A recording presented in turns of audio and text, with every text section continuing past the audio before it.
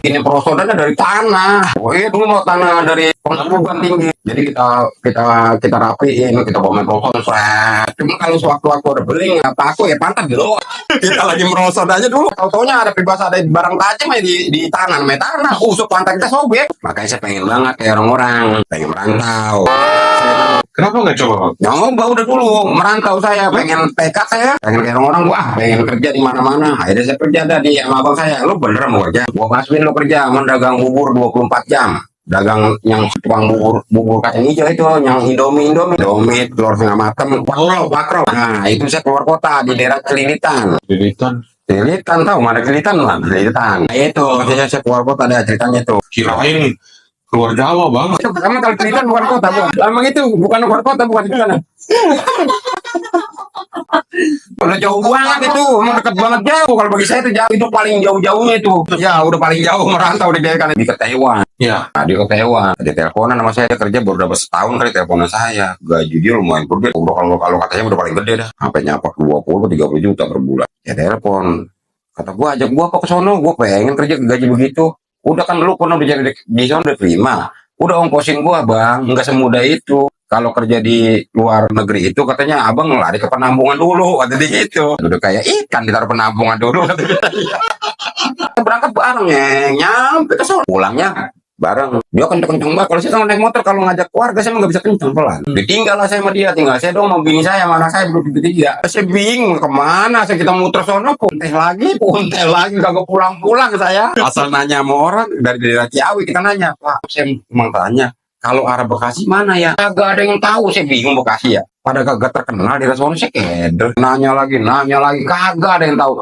Tahu-taunya mah katanya kita nanya Jakarta dulu. Oh. Seharusnya Bang, abang nanya jangan Bekasi, nanya ke Jakarta lah. Saya pulang ke Bekasi masih nanya Jakarta. Botan bakal kita lamaran. Kayak lemari sama isi-isinya, terus toilet apa yang bakal ngaca itu, yang bakal wadon dandan, toilet apa ya yang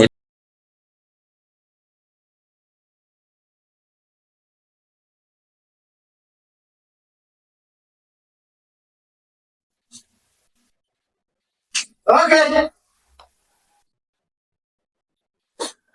Mulai sudah nih. Iya.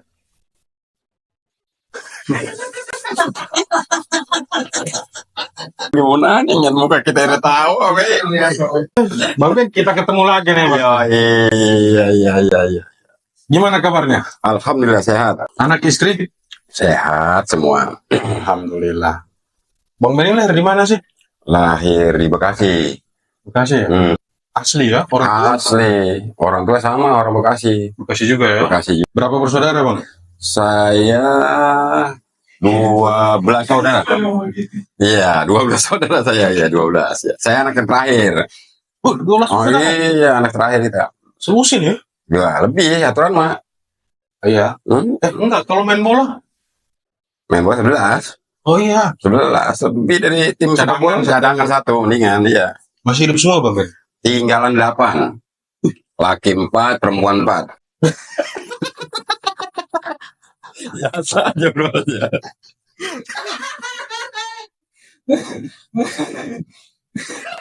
Astaga. Kayak berasa kayak wawancara menteri gitu. Berarti sekolah kecil, besar, mainnya semua di Bekasi ya? Di Bekasi semua. Nggak pernah tinggal di luar Bekasi, Bang? Orang di Bekasi, di kampung dalam. Bekasi udah masuk kota. Iya, kota kan ada 2 dia. Kabupaten, saya Bekasi kabupaten sama Bekasi kota. Saya kota. Cuman dekat sama kabupaten, paling sejengkal perbatasannya. Nggak meteran, sejengkal. Sejengkal ini kabupaten, sejengkal saya kota. Perbatasan dikit, cuman got doang. Oh. Kabupaten, kota, deket, nggak jauh. Makanya saya mah kalau ditanya sama temen, kalau lagi di telepon, di mana Pen? Di luar kota. Ya karena biar meskipun dekat kita di luar kota adanya. Jaraknya nggak jauh soalnya. Ya. Kabupaten antara kabupaten dengan kota dekat banget. Ya tindakan nyampe dah. Gitu. Tapi kemarin sempat abang cerita-cerita waktu pertama ketemu kan. Abang nggak pernah main ke Jakarta. Gitu. Iya orang, kalau baru ini main ke Jakarta mah. Kenapa Bang? Maksudnya? Emang orang pernah kemana-mana. Jarak Bekasi sama Jakarta ini kan iya tidak kayak kami kayak mau ke Jakarta Ya, itu harus jauh, kan. pakai gede dah ongkosnya, pakai pesawat gelap tahu. Ya sebenarnya kita mendekat peribahasa, emang kita keder, takut.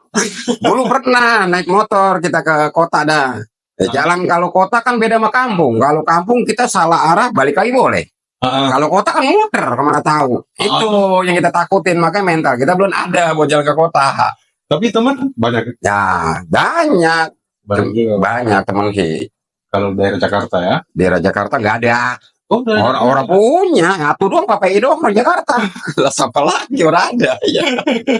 Orang kampung semua, cuman teman-teman mah jaringannya luas. Kalau dia mah pada tahu pengalamannya. Kalau saya enggak. Masa kecil Bang Ben gimana? Masa kecil saya asli di kampung Bekasi. Mainnya kampung ya. Kampung, nggak kayak sekarang. Kalau mau biar kampung udah jadi kayak kota. Kalau dulu mah kita main peribahasa, alat-alat kan nggak canggih kayak sekarang. Kalau mainan. Kalau mainan kita kan dulu peribahasa main karet, main preci. Kecil itu apa Bang? Preci itu yang bundar tuh. Yang kalau kita beres bareng kita lupa itu preci. Yang dari kaca, klereng. Nah, apa klereng namanya itu? Oh, dari kaca kan? Iya dari kaca. Oh itu namanya klereng. Kalau saya preci. Oh. Preci, main preci. Tuh main debongan tuh yang kita sodetin dikit-dikit kita main tembak. Tralok bunyi. Dari pisang. Debongan pisang. Nah, itu Iya, mainan zaman dulu. Itu ada juga, Pak. Iya, manfaati. Dulu masih di tanah. Dulu mah kita gupak aja, mandi aja dulu di kali. Kita bikinin perosodannya dari tanah. Wah, dulu mah tanah dari penggerugan tinggi. Jadi kita rapiin, kita bawa main perosodan, set. Cuman kalau sewaktu-waktu ada beling, ada paku ya pantat doang. Kita lagi merosot aja dulu, tahu-taunya ada peribahasa ada barang tajam ya di tanah, namanya tanah, usuk pantat kita sobek. Itu dulu mah kayak sekarang. Kalau sekarang mah dikit-dikit, pada dulu mah nggak kemana-mana, permainan di HP semua. Dulu mah kagak. Pulang sekolah juga enak. Pulang sekolah kita buru-buru, paling ganti baju, makan ngangon kambing. Ya. Iya, ngangon kambing dulu, ngelepas kambing ya. Kambing di mana, kita mau di mana. Lah iya. Berarti banyak kambing. Dulu bapak saya ternak kambing banyak, hampir ratusan dah, banyak itu. Kita lepas, kita anterin ke lapangan, pokoknya taruh di lapangan. Nah, udah kita mau ngobrol, pada main peci, udah pada main apa tahu udah di lapangan. Tinggal aja. Terasa kelama-lamaan bapak nanya, dia makan ngerti kambing dia ada berapa biji juga dia mah paham, hilang aku. Lah kambing katanya kurang atuh kemana? Lah tahu bah, bukan udah pulang semua bah. Lah belum katanya ngatuh, udah cari. Nah, kita kan orang tua dulu kan galak, dia mau gambar bener. Orang tua dulu mah bukan cuma galak Bang, didikan mantap sama fisik. Orang tua Bang, apanya tuh? Fisik nggak ke anak? Fisik apa sih? Mukul. Wah iya. Jewer. Nah itu pasti. Iya orang tua dulu mah iya. Makanya kita patuh banget, takut banget. Pokoknya kambing kagak pulang, lu gua gantung di pohon kelapa. Kita kan ketakutan. Maka kita pulang 2 hari atau 3 hari. Paling sering Bang Ben diapain? Wah udah sering baru gampar, udah sering. Gomelin apa lagi sering banget ya. Sering banget. Tapi gambaran orang tua itu bermanfaat. Diakuin, nggak ada rasa dendam, nggak ada rasa apa, nggak ada, cuma punya rasa takut doang. Bener. Maka setiap kita diperintah apapun, orang tua pasti buru-buru. Ya, nggak bakalan kita mandek-mandek. Kan? Iya, udah paling buru-buru. Kita dengar suara dia itu buru-buru. Kita habis begadang, dia tidur, rasa dengar suara dia pulang dari kebun. So kita loncat, padahal masih ngantuk. Saking takutnya sama orang tua. Iya. Tapi nggak pakai alat kan? Enggak, dia mah pribahasa. Itu gua gambar pribahasa, aki-aki mah pribahasa. Termasuk kan saya anak bontot. Enggak gambar seluruhnya caprok enggak dia agak cuman peribahasa, cuman kata-katanya aja kita takut, serem dengar kata-kata dia serem. Cuma peribahasa bontot kan peribahasa emang anak kesayangan kalau kata orang kampung mah. Kalau saya kan peribahasa anak terakhir, emang anak yang sayang. Yang disayang itu biasanya sulung yang pertama sama yang terakhir. Yang tengah-tengah kayak dibiarin. Ya biasa. Pada kesirian kadang-kadang ya. Saya sekolah sampai SD, MI sebutannya dulu mah enggak ada, bukan SD, MI, madrasah. Iya. Ya, madrasah Ibtidaiyah. Itu setara apa sih? Lulus sih. Lulus, meskipun nilai jeblok-jeblok lulus. Setara apa tuh Bang? SD ya. SD. Dulu gak ada SD, cuman kan bapak saya maksudnya sekolahin saya di MI itu, dia pengen dari anaknya segitu banyak anaknya, pengen salah satu ada yang jadi.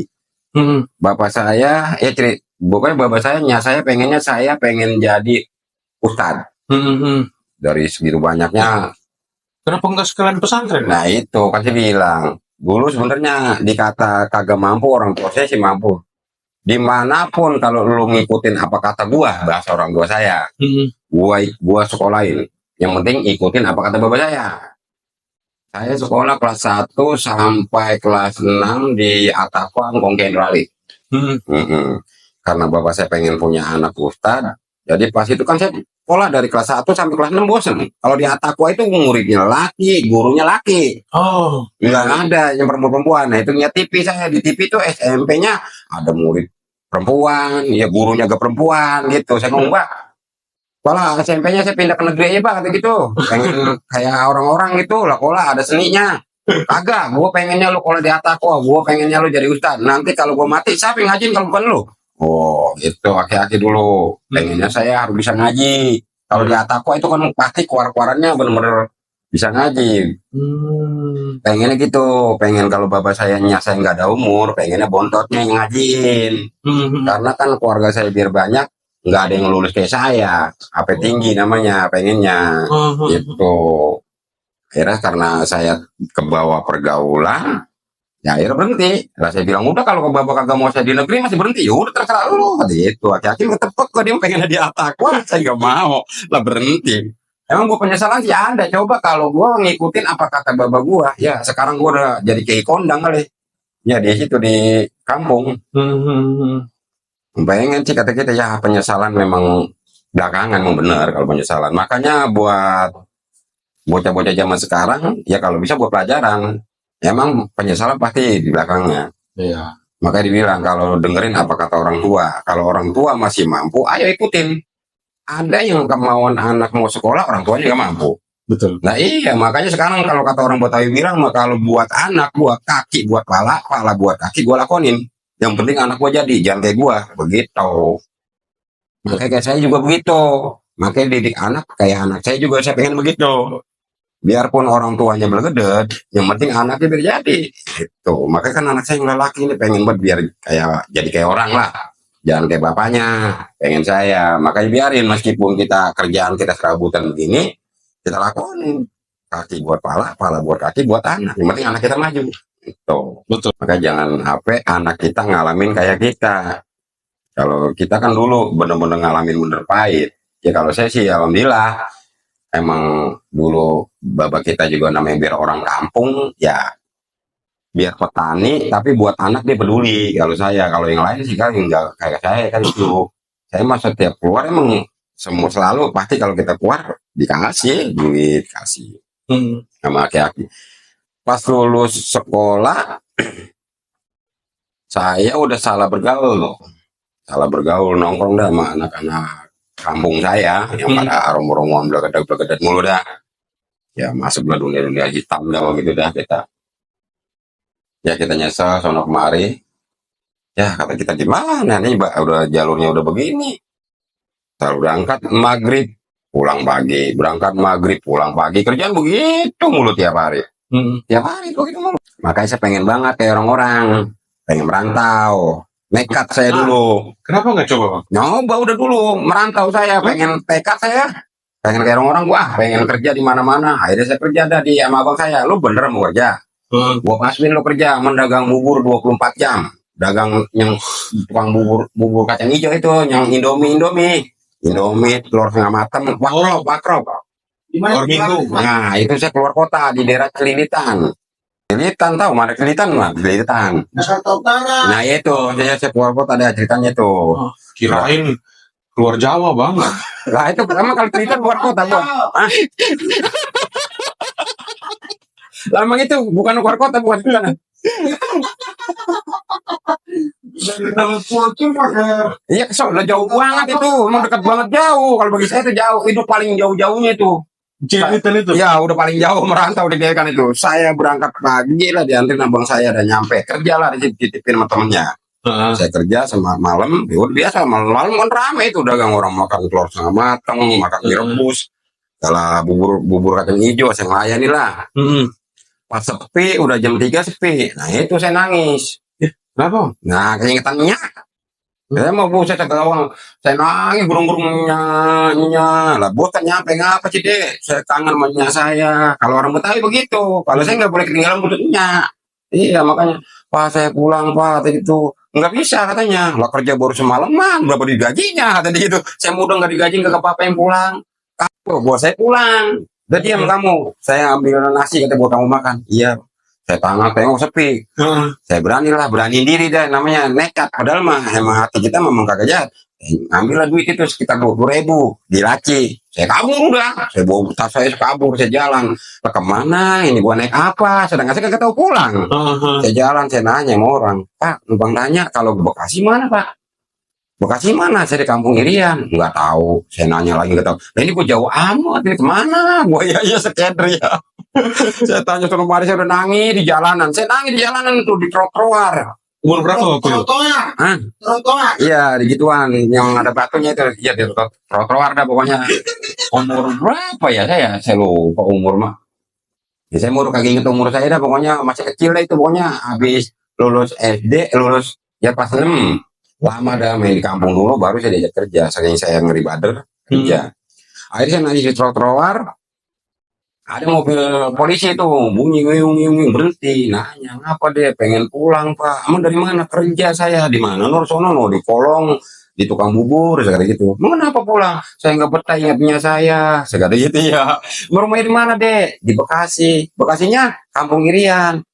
Kampung Irian mana sih? Katanya Irian Jaya. Ada dia enggak. Kampung Irian Teluk Pucung Pak. Oh, Irian Teluk Pucung. Dia aja ke kantor polisi lah. Saya diajak ngomong sama dia. Akhirnya dia titipin ke mobil 3 berapa tuh, tahu nomor mobilnya berapa saya nggak tahu deh, pokoknya angkot. Nah, gue nitipin adik gue, lu antri nyampe ke stasiun ini atau terminal ini gitu. Akhirnya pas nyampe terminal Bekasi, nah udah saya tahu tuh girang banget tuh itu jalan kaki dari terminal Bekasi saya pulang gitu. Ilah. Kata saking, makanya itu merantau kerja, pengalaman kerja itu kagak dapat gaji, nggak dapat apa, cuma untuk makan mie doang sekali udah. Emang kita baru mulai masuk, Terus cuma sehari lagi. ya udah itu doang sehari doang. Kata kita, lah udah diajak kemana-mana sama teman tuh, udah Ben ayo kerja, gua mau kagak betah, gua mau udah di rumah aja. Iya, kagak biasa merantau. Udah paling jauh tuh kerja luar kota itu dong deh tuh, kelilitan itu. Kenapa nggak coba keluar, Pak? Maksudnya keluar Jakarta bahkan? Ya, orang bakalan tahu. Maka dan temen yang ngajak Enggak ada. Teman gak punya, teman orang Medan tuh dua. Ben, udah nggak dagang. Enggak, tadi itu udah nggak dagang. Mau lu katanya ngikut gua ke Medan katanya. Kalau ya tadi itu. Kalau lu gua akuin, kalau lu di bidang apa juga orang nggak kayak yang lain munafikan, lu mau dikasih kerjaan apa juga iya tadi gitu. Lah iya gua masuk naik apa ya oke, gua mau ada gitu mau dagang oke. Nah, gua kan kata di sana buka warteg. Kata dia buka warung rumah makan lah, kalau kata bahasa sini kan warteg, kalau dulu mau makan 2 biji. Nanti yang ngelola sono, ya udah nggak apa-apa, waktu itu gue mau, saya nekat tuh. Terus pas lama-lama bikin set, gue betah enggak ya? Gue kemarin aja gue kagak nyambung, buru-buru berhari-hari saya mah ya. Ini dulu mah kita nggak ketinggalan orang tua ya, dikit-dikit keingatan nya, baba, nya paling kayak gitu ya. Kalau sekarang kan orang tua udah nggak ada, paling kita ingatan bini mana.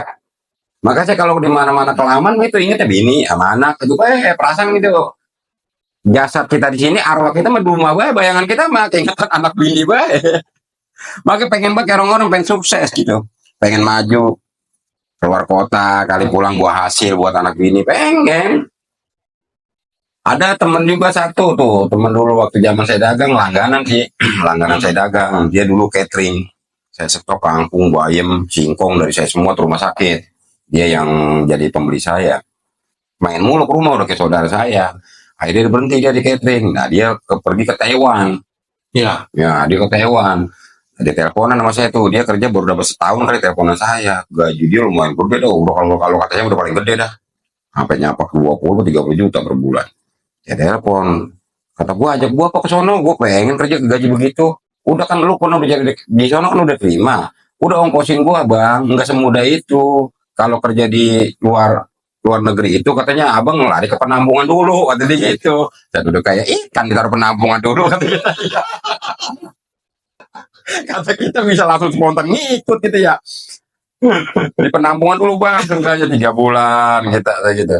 Udah gampang udah, yang penting kan lu udah kerja sono, kan lu pasti tahu ada lowongan apa kagaknya. Udah lu ongkosin bang, masalah ongkosin jujur aja, bukan saya sombong, ada buat ongkos abang di pesawat. Cuma di sono abang terima enggak katanya. Iya. Nah iya kata dia gitu. Kalau saya dulu katanya melalui penampungan kata dia gitu. Ya kagak bisa, pengen banget saya pengen merantau gitu kayak orang-orang. Ya ini biar pulang, biar punya segalanya buat anak bini itu. Dulu lagi baru punya anak satu, anak pertama masih kecil. Niat teman saya mandor pasar baru tuh sakit, sakit apa kondangan ya, sakit kalau nggak salah dia sakit. Akhirnya ajak teman-teman pasar tuh, Ben, ngapa kita jenguk sana yuk, katanya kita ke daerah Ciawi, Puncak katanya. Bisa jauh amat, gimana itu ya? Saya nekat, udah biar gue tau pengalaman. Mah, apa ya? Kita ngikutan, yuk orang jenguk Bang Toping itu di Ciawi, kita naik motor, tahu jalan. Udah kita diajak rame ngikutin tuh. Sebelum saya berangkat, anak saya tuh si Sabrina duduk di tampah. Apaan itu? Tampaknya bukan duduk di situ. Kalau pitua orang Betawi, kalau bocah kita mau kemana-mana, anak kita duduk di tampah, pasti di bawah setan keder. Oh, Ya makanya keder kita ini. Bener nggak salahnya, kita berangkat bareng ya, nyampe ke sono. Pas pulangnya bareng. Dia kencang-kencang banget. Kalau saya sama naik motor, kalau ngajak keluarga saya nggak bisa kencang, pelan. Ditinggal lah saya sama dia, tinggal saya dong mau bini saya, mana saya duduk di tiga. Saya bingung kemana, kita muter sono ponteh lagi, kagak pulang-pulang saya. Asal nanya sama orang dari daerah Ciawi, kita nanya, Pak, saya mau tanya, kalau arah Bekasi mana ya? Kagak ada yang tahu, saya bingung Bekasi ya. Pada kagak terkenal di sono, saya keder. Saya nanya lagi, kagak ada yang tahu. Tahu-taunya mah katanya kita nanya Jakarta dulu. oh, Seharusnya bang, abang nanya jangan Bekasi, nanya ke Jakarta lah. Saya pulang ke Bekasi masih nanya Jakarta ya. Ntar dari Jakarta saya keder lagi. Itu bang patokannya, nanya Jakarta dulu katanya. Nah di Jakarta baru abang nanya Bekasi. Ya Allah, makanya itu yang saya takutin, saya kemana-mana sampai sekarang nggak berani. Iya. Makanya nggak pernah ngajak anak bini jalan-jalan karena saya takut keder. Jalan masih ngerti map, orang ngerti map gituan. Kurang arti. Kalau saya mau pekerjaan, alhamdulillah apa gak semuanya saya lakonin. Pertama kulit. Enggak. Pertama kali saya mulai beranjak dewasa dah. Saya pertama kali kerja di material. Pertama kali saya kerja tuh material, ngenaikin material. Tuh lama-lamaan, akhirnya saya diangkat aja supir sama engkau material tuh. Salah bawa mobil. Habis kerja material, saya kerja di toko beras abang saya, jadi supir. Nyupirin beras dah, ngirim beras. Lama, akhirnya saya kan pengen kawin dah. Akhirnya saya ngomong sama bapak saya, Mbak, saya kan udah kerja, saya pengen kawin, pengen kayak orang-orang punya bini, saya kata gitu. Emang ada calonnya? Ada, Mbak, saya kata gitu. Nah, bapak saya bercanda, emang bapak saya juga sama orang suka bercanda. Dari mana lu kawin lu? Kerja juga belum ada kejadiannya, kata dia gitu. Iya. Terserah bapak kata gitu. Kalau saya mau kagak dikawinin, pokoknya saya mau udah nggak bakalan bener aja. Saya mau balik lagi ke dunia saya dulu lagi, saya kata gitu. Ya udah katanya peribahasa, emang gua pengen peribahasa lu biar lu bener. Katanya kalau emang lu bener-bener ada calonnya, lu ngomong sama gua, bocah mana? Kenalin sama gua. Gitu. Ya kenalin lah. Wah, bini saya. Akhirnya nentuin tanggal, bulannya ditentuin. Akhirnya dari ngomong mempolo udah katanya kan, kok saya ada toko beras itu Pak Haji Sari itu, pengipar. Ngomong mempo saya, kok saya mau kawin. Bocah mana? Kalau emaknya sih orang sini, kalau bapaknya orang Muara, kata gitu. Ya udah belanja katanya. Akhirnya belanja mempo saya tuh, mempo Haji. Diajak belanja mempo saya di belanja apa, Bang? Belanja perabotan. Perabotan bakal kita lamaran. Betul. Kayak lemari sama isi-isinya, terus toilet apa yang bakal ngaca itu, yang bakal wadon dandan. Toilet apa ya, yang itu meja ada bangkunya bakal wadon dandan. Iya. Ya pokoknya lemari, toilet, terus sama semua udah komplit dah ya. Gak apa tahu dah. Itu wajib, Bang. Wajib kalau Betawi. Oh. Semua, pokoknya pekakas buat kita juga sih make. Iya. Kayak dipan semua komplit, semua dibelanjainnya selesai, habis satu mobil deh itu. Itu disimpan di mana, Bang? Rumah Habis belanja ya? habis belanja taruh rumah dulu, rumah kita. Taruh rumah Ya, dulu. rumah kita dulu. Baru kita kan peribahasa udah selesai belanja, langsung kita beli emas. Ya emas ke peribahasa semampunya kita, paling nggak paling 5 gram atau 10 gram kita beli emas. Akhirnya nanti kalau udah acara penyerahan, kita datang ke rumah perempuan. Nah iya, sekalian nikah. Kalian ijab kabul, itu perabotan berbawa di belakang kita. Kita lagi ijab kabul kan disebutin ntar. Sono, bawaannya ini, mas kawinnya ini, uang bakal belanjanya segini, uang pelangkahnya segini, semua disebutin. Nah, akhirnya kita selesai sah, jadi bini kita, perabotan berbawa di dalam semua. Taruh rumah mertua. Yang nidurin kita, make kita. Ya. Emang bakal kita berdua. Kita pindah dari rumah mertua, ya kita bawa semua. Anak bini kita. Sampai sekarang itu masih ada tuh. Perabotan itu. Lemarinya masih ada, tinggal lemari doang. Kalau toiletnya mau lupa. Toilet apa namanya ya? Toilet kali. Apa ya? Toilet kali bakal orang dandan itu, kalau ada dandan itu. Tahunya menjadi ya sih, Bang. Nah, tahunya iya kalau sekarang. Kalau dulu menyebut toilet apa toilet pokoknya. Iya, saya kagak tahu dan namanya lupa dah itu ya. Pokoknya komplit semua, pekakas. Terusan, Bang. Kalau nikah pasti ada makan-makan kan? Udah pasti. Yang nanggung siapa? Yang kan itu dari kita di pihak perempuan.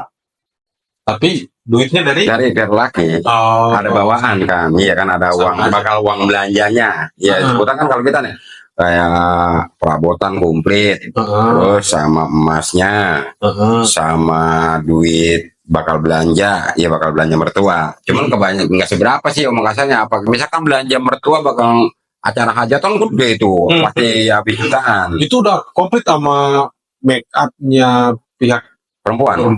Itu dewek. Lain lagi lah perempuan mah itu dari pihak perempuan, dandan mah gala tenda apa perempuan yang bayar itu mah. Kayak dia ada hiburan. Bukan duitnya dari laki. Buah. Kalau hiburan dangdut apa kan emang peribahasa hajat perempuan.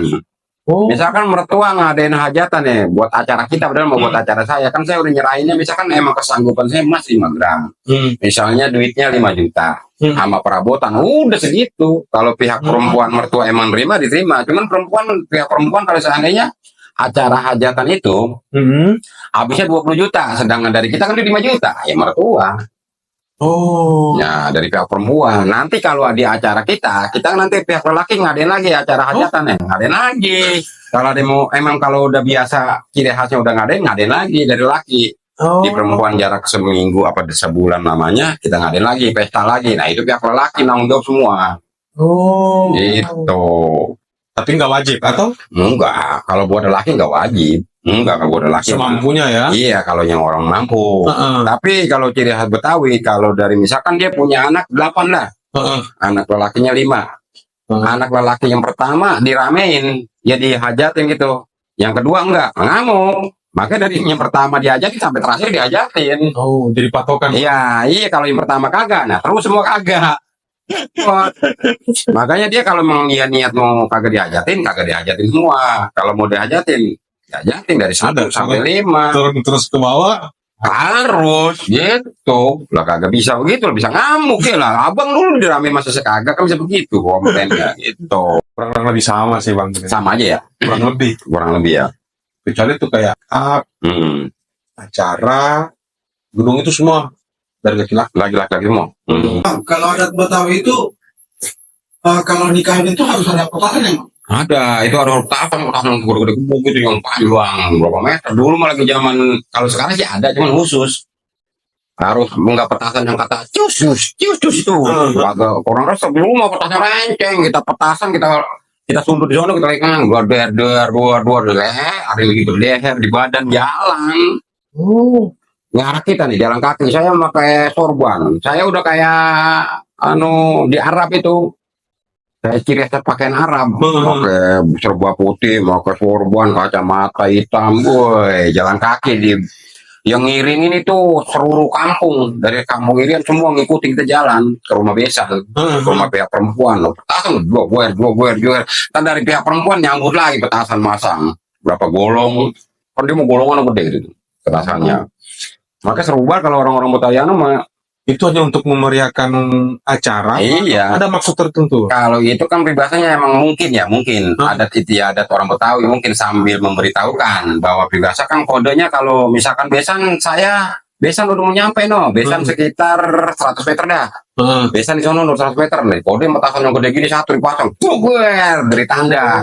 Besan udah deket. Makanya dari perempuan bersiap-siap semua tuh. Udah deket, tinggal berapa meter, udah pasang petasan. Dia kita jalan yang lewati petasan kita. Dua dur kuping berpengang. Iya.